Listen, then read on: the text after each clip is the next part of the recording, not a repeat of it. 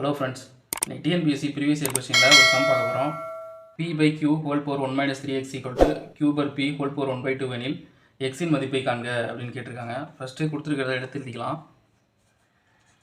p/q 1 - 3x q / p 1/2. இப்போ பார்த்தீங்கன்னா இங்கே p/q இருக்குது, இங்கே q/p இருக்குது.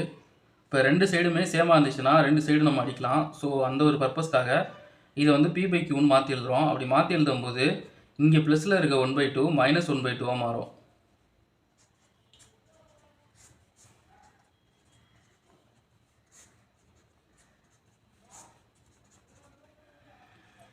சாரி, p/qக்கும் p/qக்கும் கேன்சல் ஆயிரும்.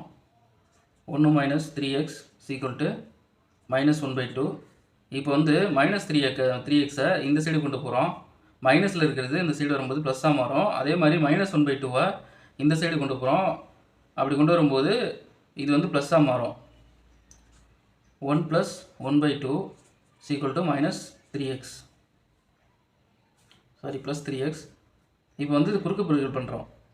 1 2 2 + 1 3/2 3x. இப்போ 3க்கும் 3க்கும் கேன்சல் ஆகிரும். இப்போ x = 1/2 இருக்கும்.